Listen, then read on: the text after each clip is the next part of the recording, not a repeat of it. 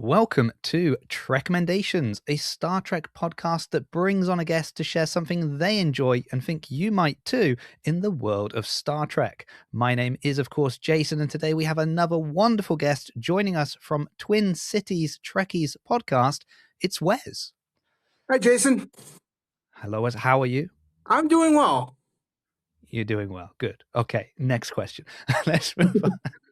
No, we will get to some questions in a moment, actually. We're going to calibrate you in just 1 second. But just a quick reminder for people that you can reach the show at Trekommendations on Instagram or TikTok and some other places that I check less regularly. Or you can email us at trekommendations@gmail.com. And then at the end of the show, I will always be reading out reviews, comments, or any correspondence that we get. So stick around for that.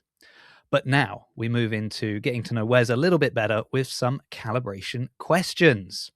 So Wes, the first question for you, obviously Starfleet Academy has just released, but here's a question. What Starfleet officer from any show would you like to have attended Starfleet Academy with?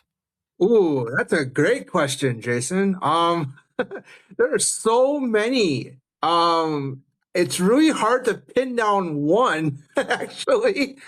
But if I had to choose one, I think I'm gonna say Benjamin Sisko, actually, because of what he did at the Academy, and then afterwards with being like what he did as a Starfleet officer moving forward, being like, a lot of things that he did, a war commander, stuff like that. He was pretty much a badass. So, in my opinion, I think probably Benjamin Sisko, actually. Yeah, it's a good choice. It's a good choice. I do think it's funny because obviously with the new show, we're going to judge quite harshly these people, as we always do in Star Trek, apparently. I mean, I can't believe they behave like this, they behave like that. But then you've got to remember, Kirk cheated on an exam. Picard got stabbed in the heart. Like, these guys, when they were at the Academy, they were they were a mess. Yes, they were a mess. But yeah, I think it would be nice to see these sort of well fleshed out captains and commanders. What were they like at school? Like, that's got to be interesting, right? Yeah.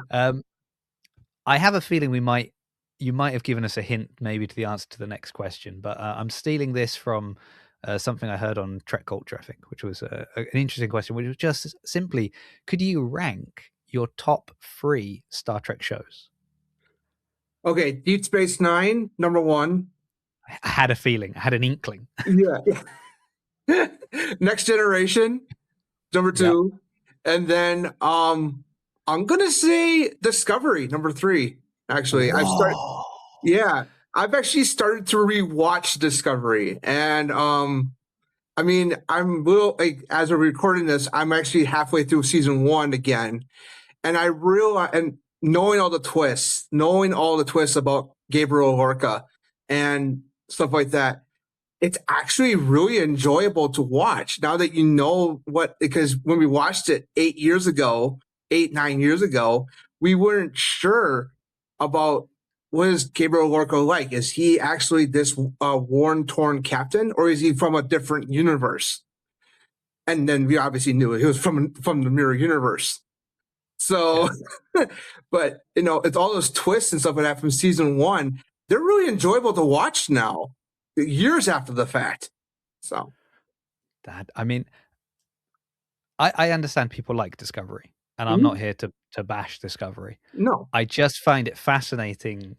1 DS9, 2 TNG, 3 Discovery. I think the third answer is always the most interesting one, because I think people have their favorite, and that's like locked in. And then their second is usually very similar or closely to, and then you'll hear someone come out with, and I think Prodigy is the third, or Strange New Worlds, or so, and it's really, that's kind of the biggest swing, I think, which is always interesting. So yeah, great. Well, I guess it's interesting though, because you're season 1, so like I feel like the last seasons I kind of watched because I'm a completionist with these things. I'm like, well, I have to see I can't have an opinion unless I've actually seen it in order to form an opinion. Like you say, the Lorca thing's an interesting one because people will have had opinions of him as a captain with only half the information if they didn't stick with it.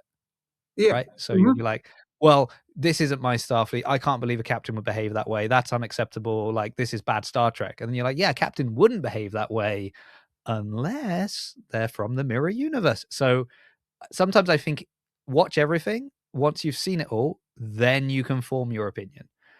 So I watched all like the last seasons of Discovery, kind of not maybe as attentively as I should have, which is interesting now with Academy obviously being set in that time period, because I'm thinking like, I mean, I'll say it here. I want to do a little video about this. The Betazoids not having black eyes is a thing I find really weird. It's an odd choice. And I've, and people are like, oh, it's 1,000 years, this and that. And I'm thinking, well, if Bajorans didn't have nose ridges or Trills didn't have spots, they would just look human and we'd think that was weird. And then I'm thinking like, oh, did we see any Bajorans in Discovery? Did we see any, we saw Trills. They had spots, right? Like, I'm trying to, before I say it so publicly, I'm like, I better make sure my facts are right. Anyway. Yeah, totally. Great. Okay, I love it though. Anyway, I knew Deep Space Nine was going to be number one. I've heard you talk about it before as well, so Yeah, it does not surprise me. Yeah, like I chose those three because DS9 is my Star Trek, TNG is the one I grew up on, and Discovery is very enjoyable after the fact. So, I mean, I will always say, get me in trouble with all the people that love Deep Space Nine and Voyager, maybe, but it's like I love those shows, but there's something. And maybe it's because my mum was such a big TNG fan, but there's something that is like, I was too young, I missed the original series. I was born the year of TNG, so like that's why I grew up on that. But I feel like TNG was Star Trek, and then TNG replaced TOS. That was like new Star Trek, and then Voyager and Deep Space Nine were spin-offs of TNG. And that they were their own shows, but like my brain just somehow is kind of like, so TNG is kind of classic Star Trek format, and then you've got this spin-off Deep Space Nine, you've got this other spin-off Voyager, and I can't undo that thinking.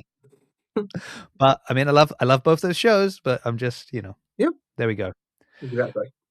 Final question to calibrate you. And this is a wild calibration at this point, so exciting here. If you were to pitch a standalone Star Trek movie, but not following a ship and crew that we already know, it's got to be something completely new. Doesn't even have to follow a Federation ship. What would your pitch of a movie be? Ooh. And I'm happy for like a genre mashup if you want. If you want to take like an existing property and say, but let's Star Trekify that. Oh, okay. I think I would think a movie focused on one of the other species that we've encountered over the 60 years of Star Trek, actually. Any of them, actually, I would think. I mean, I'm gravitating towards the Klingons, actually, because it would be interesting to see a Klingon solely movie, with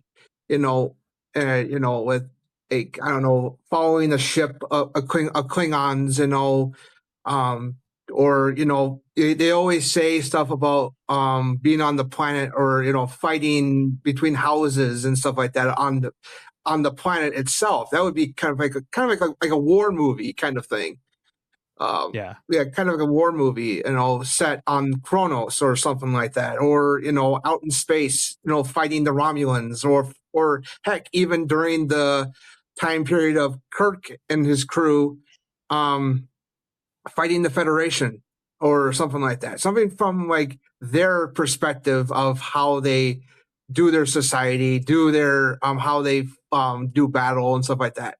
I think that would be some kind of like a war movie, kind of like Pearl Harbor or all those great war movies that from the 40s and 50s and up to today. So. Yeah, I like it. I definitely think picking a species and following them is a good idea. I like the idea of, you've got the kind of the political intrigue between the houses, but then the outright kind of you've offended my honor, you're out of here kind of stuff. But the war movie twist is quite interesting as well. I like it. I think it's a good. I quite like this question. This question's coming back, I tell you. So, future guests, get ready.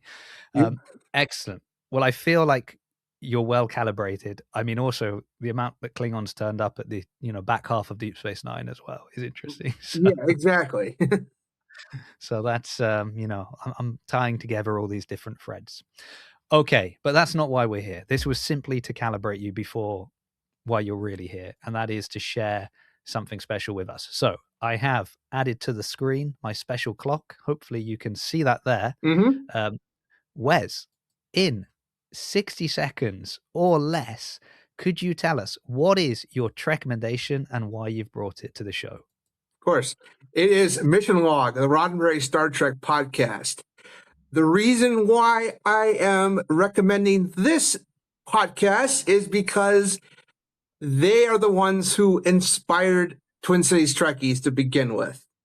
Well, granted, it's been around for 14 years, going through all the series, talking about the morals, meanings, messages, and stuff like that.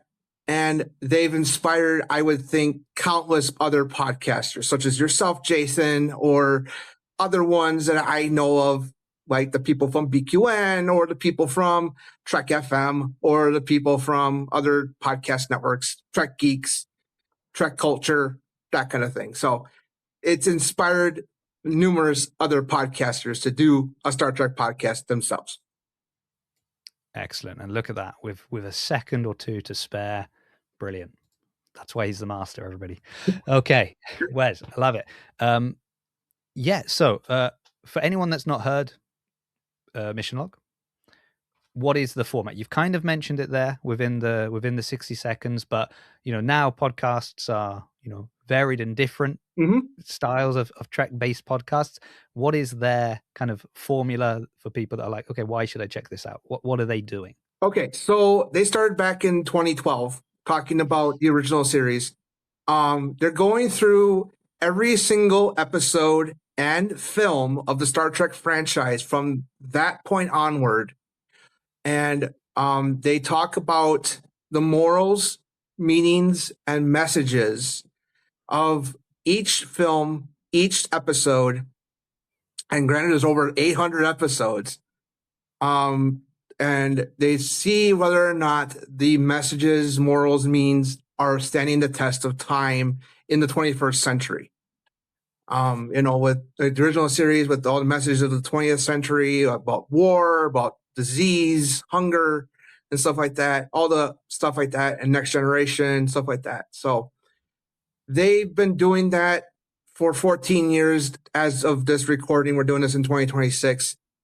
They're just about ready to start Enterprise. I'm super excited about that because that's what the show I grew up on Enterprise too.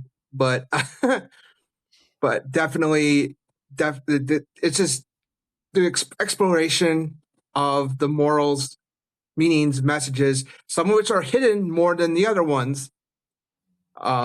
Understanding whether or not the stuff stand a test of time. And like I said, the 60-second thing, they've inspired countless other podcasts, I would think. This, like I said, it inspired Twin Cities Trekkies to an extent. They got me into doing podcasting.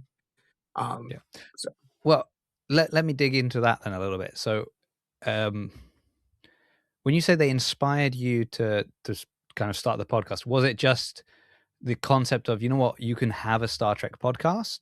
Or was it specifically like, they're doing this and I kind of like something they're doing, but I've kind of got my own take I want to do on it? What was it that sort of actually inspired you to, pick up the microphone and make your own show? I think it was just there's plenty of Star Trek podcasts out there and, make it my own and stuff like that. And I've been a big fan of Mission Log ever since the beginning. So ever since they started. And, they've gone through several different hosting changes. Maybe the big one. It happened in 2018. Actually 2019, excuse me, with Ken Ray, best known as macOS Ken, decided to leave after 7 years and now is Norman Lau. Their main other co-host with John Champion. And, with those two, definitely with like all three of them have been doing very good at their job. But it was just, I can do a Star Trek podcast. I mean, I'm a broadcaster kind of by trade with college experience. But that's pretty much what they inspired me to do, is be a podcaster, be a broadcaster kind of thing. So Yeah, excellent. Well, I mean, people, we often talk about how Star Trek inspires people. I've had people like, I think you've just released an episode with Linda Pages. yep. So obviously she was inspired to get into, science and STEM and that because of women in Star Trek. So it's nice to know that Star Trek inspires people in other ways. They inspire people to pick up a mic and start doing podcasting and broadcasting. So that's another, it's always like, it's very, life finds a way. I was going to ask, because you've mentioned, it's interesting. I was talking with Travis, who I believe was the episode before this one will go out. Yeah, just trying to keep, my my timeline in my head. And we're talking about the way, the show he recommended, which was ABC DTOS, that was going through the original series in alphabetical order, and kind of how they break down episodes. And I always find it interesting. It's the same thing, right? We're breaking down an episode of a TV show, but there's so many ways you can do it, because you've got people that it's like, oh, I'm talking about the show and everything within the show as if, as in how the show itself is presenting it in this fictional world. So like, oh, this person's betrayed that person and this is happening, and how are they going to get out of this situation? And then you've got other people that are like, oh no, I'm approaching this from a scripting, acting, technical standpoint.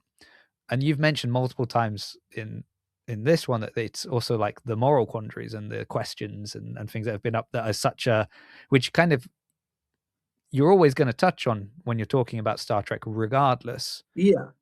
But you've kind of implied that, they're really going out of their way to bring up those points to make sure, because you mentioned some are more hidden even than others.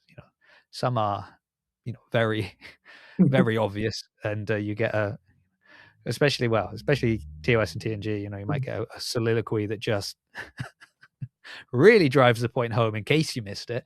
But you mentioned some are like kind of more hidden. Were there any that came out that sort of, I don't want to say surprised you, but you were like, oh yeah, I kind of hadn't thought about it that way? Yeah. It's not necessarily from them, so to speak. But definitely, some of the newer stuff is more hidden. And I mean, some of the newer stuff, like I will bring up Into Darkness, for example. While I know people generally don't like the movie, mainly because they think it's a rehash of Wrath of Khan, there is a very strong message in there about, and it's not necessarily revealed until like towards the end of the film. About, hey, there are people out there who mean to do us harm, but we can choose to act on that or seek change so it stops. Granted, it's kind of said by Chris Pine's Kirk in the film at the end, but it's not necessarily word for word what I just said. Yeah, but it's nearly all word for word, but it's definitely there. And I think the messages are there, like the post 9/11 American sentiment after 9/11 is definitely honed into Darkness very, very well, and the paranoia and the messages about paranoia about everything that was, oh my gosh, this is going to happen. It's going to be really bad. And stuff like that. And it's just, I can see the post 9/11 American sentiment after 9/11 into Darkness. It's honed in very well, the messages of that. And also, you can see changes, but if people are meaning to do you harm, but you can also make changes to make sure they don't hurt you. And I think that's a message of Into Darkness that I think quite a lot of people missed. Yeah. It's funny. I'm thinking, because you hear, I mean, you hear like the internet's a loud place. Yeah. You hear people always, there's all this kind of, Star Trek's gone woke. No, Star Trek was always woke. No, like this, that, there's just, Hmm. I try to just enjoy the show and sort of Yep. let the noise wash over me. But I'm thinking, if I ever really hear people talk about any kind of messages in any of the J.J. Abrams Kelvin Line movie sort of universe, and I'm trying to think if you ever like, it doesn't feel like it comes up as much now. Like, now you're bringing it up, and it feels like they were, for all intensive purposes, like switch your brain off movies where you just sit and watch the action, compared to when someone is watching, the TV shows or some of the original movies where you are still in like Star Trek mode. So you're like, okay, I'm watching this and I'm taking in, okay, I get it. That sort of parallels this, and I see they're using this species to kind of convey this message, and you can see that. Hmm. And now I feel like, oh, do I need to go and rewatch all the all the Kelvin line stuff and see if I've missed a load of messages that should have been sent my way? But to be honest, I don't know. I don't know about that. We'll see. I don't hate those movies. Yeah. I mean, I have my opinions about J.J. Abrams. I'm sure I've shared them on the podcast before, but it's fine. I do find the Khan thing a bit A little bit too kind much. of, A little bit too much. I get it. well, it is one of those things where you're like, who is this for? Because like his reveal, I am Khan, and it's like, Yeah. that means nothing to me. Like, who are you? What? Like, it Hmm. means so much in Wrath of Khan, because we know who Khan is, and there's all Hmm. this setup, from Space Seed, but Yeah. this is a different timeline, as we've been told. Yep. Anyway, Exactly. I digress Yeah. massively.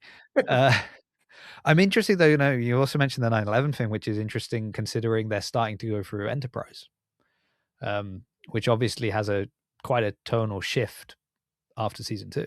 Yep. It does. Um, Yep. so that will be interesting. You'll kind of get to experience in real time there, talking about that, I suppose, and the different messages that come out, and the sentiments and feelings. So, Hmm. um, Totally. yeah. Um, guys, you talked about also if certain messages hold up. How often do they hold up, in your opinion, versus not? Like I would think most of them have. Yeah, Like some of the stuff can be applied to. I mean, I know certain lines and certain things are like over the years of Star Trek have tried to imply something that's happening currently. I can bring like um I bring up Academy for those who yeah, don't bring up Academy. There was an action done by a character that is kind of indicative of what has happened in the United States in the last um 15 some odd years. The separation of children from families of immigrants um, from immigrants, and I think the message of that particular action is held up even though the episode only dropped a few days ago. yeah, It's like okay, you nailed the nailed the head on the coffin there. But yeah. I guess it's interesting, is it? Because I mean, particularly when you go back to TOS, mhm, um, you have to be, and I feel like maybe we're in an interesting, like, we're the interesting demographic where we weren't so far past it. mhm, Maybe we grew up on TNG, but TOS was still there. mhm, E Even though it was, not as, it's not like now that everything's on streaming, so you can just go, "Oh, I'm just gonna go and pick out this episode and watch that." You're still kind of at the at the mercy of when it's being played and which episodes they're putting on and what you get to see, kind of, yeah, you know, back in the day. But it's interesting, like, now I think when people revisit, like, TOS, it's so easy to kind of pick out the flaws. I mean, Yes. like, oh, oh, this show that, people said this show was progressive, but look at this and look at that and look at this. And you're like, yeah, but you don't have the context of, the show that was on just before this or what was on just after this. And in Hmm. that setting, like they were trying, really trying. And, Yeah. and also doing it in the way that many people, it was just a fun space adventure. And Yep. it's like kind of it seeping into your subconscious and you don't need to worry, you know, just let people keep watching it. And then later you can slap them with well, do you think that's how Kirk would have reacted? Or do you think that's how Spock would have handled it? Like, oh no. Yeah. I mean, there was one. Speaking of that, Jason, there was Yeah. one. I think it was a video, like an interview that Leonard Nimoy had done. It was in, I think it was after the original series was off the air, in which he told this interviewer, he told them like you can watch it. No, it was promoting Star Trek 2. Actually, it was promoting Star Trek 2. He said to the interviewer that you can watch it when you're a kid, going, "Oh, you're mesmerized by all the technology and stuff like that." And then you watch it a few more times because it was on all the time. It was, rerunning 79 episodes all the time. And you come back to it when you're a kid, and then when you're a teenager, you go like, oh, there's something I didn't realize before, and stuff like that. So I Yeah. like that what he said, what he told that interviewer about how many times you get before you get the messages and morals of Star Trek.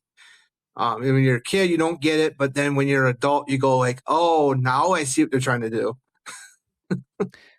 Which is like the great thing about kind of the rewatchability of Star Trek, and actually why, going to your point of your recommendation, and also I know other podcasts are going to be mentioned on this podcast down the line, and the reason that you can have like accompanying podcasts, the reason you can go back and rewatch these things is because there are multiple layers, and Hmm. you can just be at a different like a different place in your life watching it, and suddenly you're picking out things that you're like, oh, I'd never really noticed that before, but now I have kids and suddenly this message resonates with me more because I'm concerned about, their future or the people they're going to school with, or this or that. Hmm. When I first watched it, fun space adventure, didn't care about that.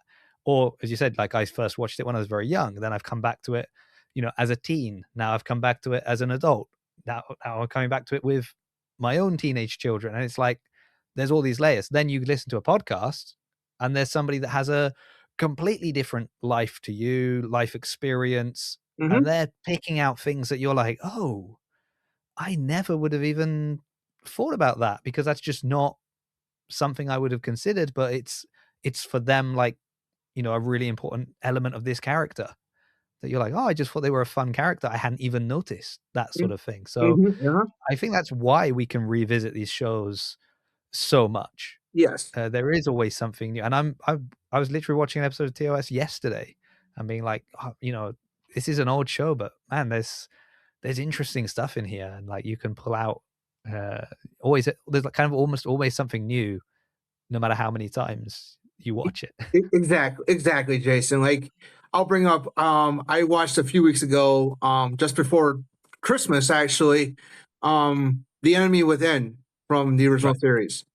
I mean, when I watched it the first time when I was a kid, I thought it was, oh, this is a cool story about good and evil. And now when I watched it recently, I'm going like, yeah, this is who Kirk is as a captain. So, Yeah.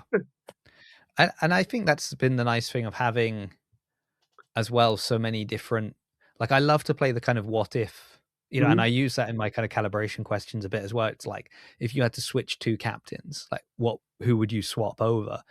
And like how interesting would it be? Okay, like you're a DS9 guy, right? yeah, Imagine Cisco on Voyager yeah, and him having to take that crew back. Like how would he, I mean, we know he'd have used the array immediately. He'd have got them home in 5 minutes. It'd have been like, Jake's waiting for me back home. Sorry, guys, I gotta, we're taking the shortcut. yeah. We're You taking know, the shortcut. We're going home. two episodes and it's done. So there we go. Exactly. But it is interesting. Captains have different backgrounds the same way the Hmm. fans do, and it's just having, it's why we want like obviously, um, I'm choosing my words very carefully, Wes. You always have to on the internet, but obviously, as for me, I personally, I don't need to see myself on the screen. But I understand probably that's because I see a lot of, white people with blonde hair and blue eyes all the time on the screen. So maybe it's never been an issue for me. Whereas if I'd not seen it, it would be more important. So I don't need to have, a black captain and a female captain and this and that for me to kind of feel represented. But I love to have that to see a different point of view in a situation. Mm-hmm. That makes sense? Yep, that makes total sense to me, Jason. Yeah. So, I don't really understand the kind of outrage that some people have of like, oh, we've got to have a different thing here or it's got to be different. That like, great. It's interesting just to see, how will they handle this situation compared to, and again, I play the what if game. Oh man, imagine what if we put a card in that situation? How would he have done it? Probably very different. Would it have been better? I don't know. Yeah, But like, exactly. that's what the books and comics and stuff are for, right? That's Yeah, exactly. Or your own imagination. Yeah. Well, I've learned post academy debuting that people's imagination is limited apparently. So yeah, I've posted this video about the Sharon, the girl that we saw yep. in the background. That's had more views than anything I've ever done on like TikTok or Instagram or anything like that. But it's funny reading the comments because I'm very like, I'm not telling you what's I don't know the reason. I'm just sort of saying it's amazing that a few seconds of panning across this crowd has created like out and I was scrolling on social media and I was just seeing comment section blowing up with people furious about this. So I was just kind of like, okay, this is interesting. And I've seen all the points. I get like the references that we're talking about here, and I'm sort of like, well, here's some ways it could have happened, right? And then in the comments, I've been given about another 20 different ways people think maybe why it makes sense that you would see this person there. Yeah. And a lot of people being like, can't we just use our imagination to fill in the blanks? Can't we just use and and people are not happy with that, and they're angry about that, and it's like, okay, I thought we could just sort of, I wonder, I'm more of a, I I don't know. Is it like, it's kind of like I wonder how we got here. That's interesting. If also the person that put that person in the scene has had that same kind of, how did this person get here thought. If they've just been like, that's a fun design, whack it in. I understand that, that is a bit frustrating because you're kind of like, well, why are we just sticking people in for no reason? But that's just my, but even then you got to be careful because then somebody, it turned into like a why. I read a comment. It was really weird, and it was kind of like, why are these people trying to, why does it matter because it's a female character where like the canon is concerned or something like this? And I was like, I don't think the fact that she's female has any relevance on people's frustration, like on why people are saying this.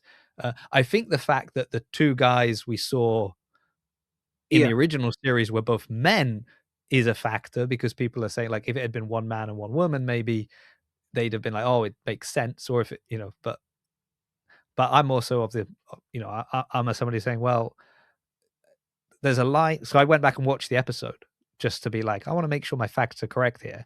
Mm-hmm. And McCoy has a line where he says something like, I don't know if this is normal for you, but if I was you, like if I had your readings, I would be a, peak physical, like, example of kind of peak physical something. So I'm thinking, well, if he's, he was on the run for 50,000 years.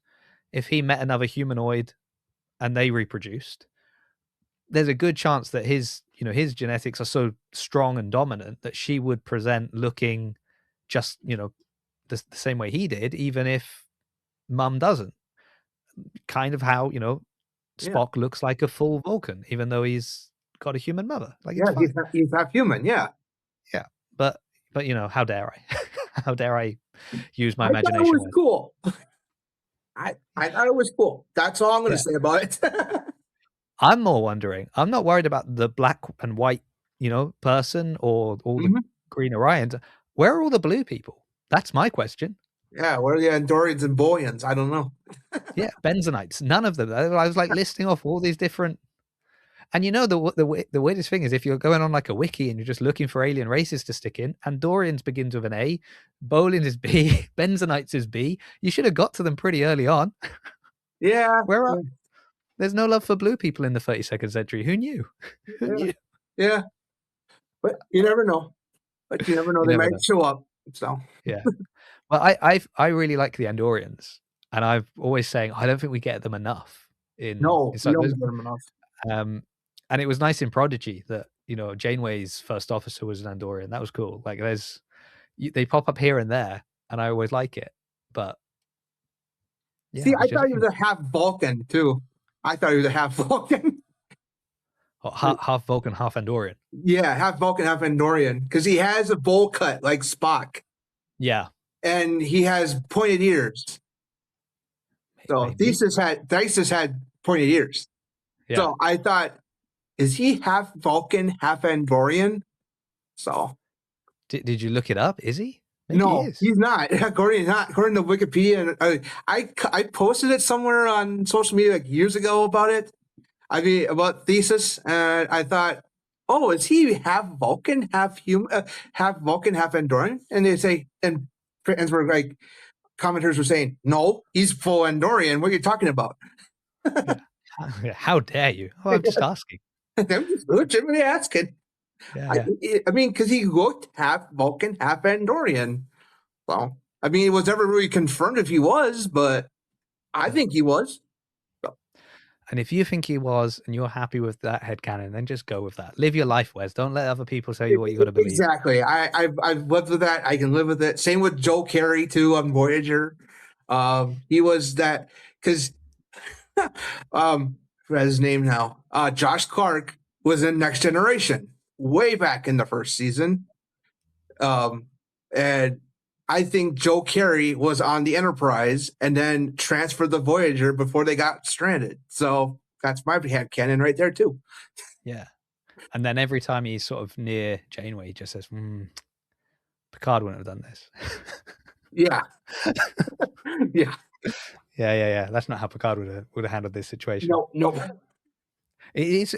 You do wonder about those conversations. Like it doesn't get brought up, right? Like I'd be fascinated to know Worf, if that was sort of ever the conversations he's having with Sisko. Yeah. And knowing how Sisko feels about Picard, it's like, I don't want to hear. I remember he having conversations with Odo about those. Like this never happened in the Enterprise. Yeah. And then in the books, he goes back to the Enterprise. He's first officer and eventually captain. So that guy, what a ride he had. Yeah. Oh, there's a question for you then. This is unrelated to your recommendation, but is Worf a TNG character or a DS9 character in your opinion? DS9. Yeah. And I'm not saying that because I love DS9. It's because with him joining DS9 in the 4th season, the Klingon culture is more expanded and stuff like that about, how stuff like that. The Klingon culture is more like expanded upon once Worf joins the crew of DS9. So yeah, okay. It's just always a fun question to ask people. I'm always curious where they land on these kind of things. Oh, yeah. So they've gone mission log. Let's talk about that again. Let's go back. Let's circle back to your Trekommendation in a second. So they started doing TOS. They did all of TOS. They did the movies, the original movies. Yep. And then So then they've done, because you were saying they've been running. You said 14 years, 15 years. What did you say? 14. 14. Yeah. 14 years. Yeah. So they've done TNG. DS9, and they just wrapped up Voyager, and they'll soon be starting Enterprise. I just don't know when they'll be starting it. Hopefully by the end of the month. So. Which will be a shorter thing for them than the last 3 seasons they've done. So that That should be a. And Is it? then Yeah. what are they? And then what are they going to do? Do you know? Have I they talked about what they might do next? no, but I'm presuming they'll probably do the three Kelvin movies, Right. and then because they're going in chronological order.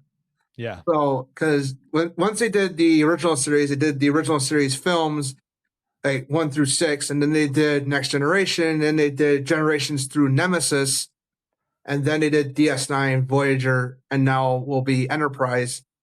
I'm presuming they'll probably get to the Kelvin movies, and then they're gonna circle back around because circle to Discovery, which they started doing live shows shortly after the series premiered. Right. With that, so they might be doing a more in-depth version of that once they get to Discovery, which will probably be in about 3 years. So Well, do you think they'll ever catch up? I don't think So they'll they- ever. I don't think you they'll got- ever catch up. Discovery, Strange New Worlds, Lower Decks, and then Yeah. Prodigy. Prodigy, Short and Treks. I don't know. Yeah, well, they should be quick episodes. Yeah, those would be quick episodes because they're only like 10 minutes a piece. But Yeah. I and then don't. Academy. And then Academy. I don't think they'll ever catch up. Not Well, unless. you got to remember that seasons get shorter. Like they're 10-episode seasons now. Yeah, that's one thing. 2 or 3 seasons, and then they get cancelled. Like it's crazy. Yeah, and I'm presuming that they'll never catch up unless something happens that forces them to like unless Star Trek takes a break. But I'm as long as it did between TOS and TNG, or between like Enterprise and Discovery. Yeah, about that long. then they'll catch up. But at what cost? At what cost to us? Yeah, exactly. What costs? Yeah, excellent. No, I think do they have a video format, or is it just audio? It is audio, but they do a lot of other things video wise too. Like they started doing mission log reaction shows. Apparently they're video based. All right. But I just saw they started doing that with Academy. So but they usually it's usually an audio podcast, and they do live shows. That's live on their YouTube channel. Mission Log Podcast is their YouTube channel handle. Yeah. But but that's or the Roddenberry Entertainment Network podcast channel or YouTube channel for Roddenberry Entertainment. Well, because like 14 years ago, podcasts were audio only. No one was putting out video podcasts back then. Yeah. And like now, every new podcast that comes out, and and this is a new podcast, launched on Star Trek Day. So it's, we're 20 episodes in, but it was just easy to, like, I'm recording with you now anyway. It's like, well, I've got the video, so I might as well put the video up. But I put the audio up as an audio only podcast because I'm somebody who's, spent years and years listening to podcasts. And for me, they're very convenient as an audio format because I listen when I'm driving, I listen when I'm running, I listen when I'm working, and I can't watch things when I'm doing those activities. So for me, audio podcasts are great. Having the video element is nice at times because you can see stuff, and that's always exciting. But the worst for me, I'll upset some people now. The worst is when there's only video and no audio. Because now I'm like, oh man, I need to put aside an hour to sit down and watch this show, which for me, it's tricky to do that because I got other stuff I got to watch. Whereas listening, I'm like, I've got so much time to listen to stuff. So but the world's changing, right? The world is definitely changing. Soon it will be holographic podcasts is the only way to go. You have the hosts literally sitting in the room with you as holograms and talking around the table. I can't wait for that day. That would be fun. That would be fun.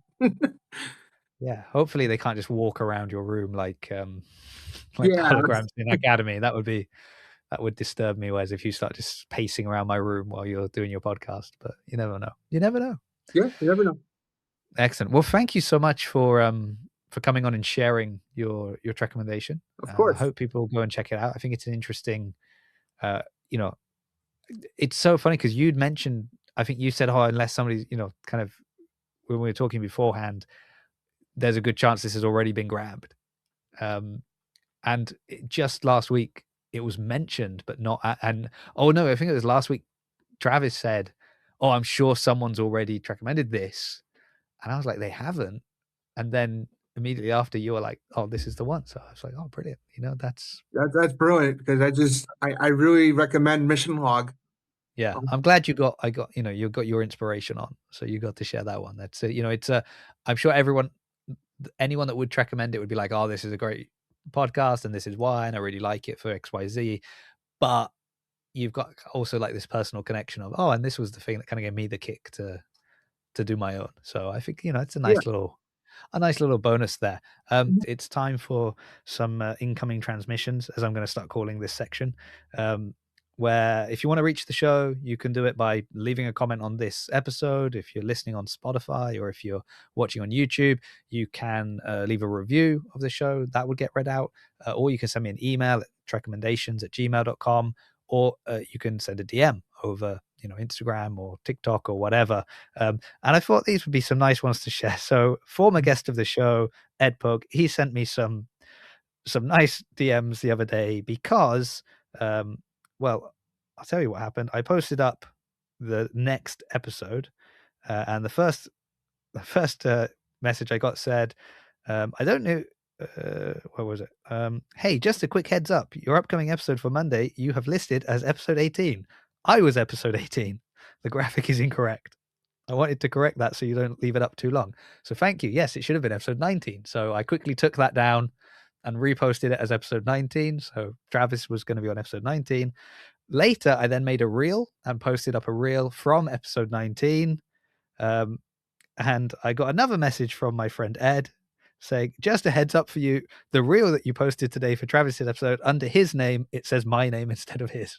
So I was making a lot of mistakes on that episode, apparently, but good thing Ed was watching and he was there to let me know. So thank you, Ed. I appreciate that. So you see, you can send in stuff that you like about the show, or you can just help me do some admin behind the scenes because I'm clearly a disaster.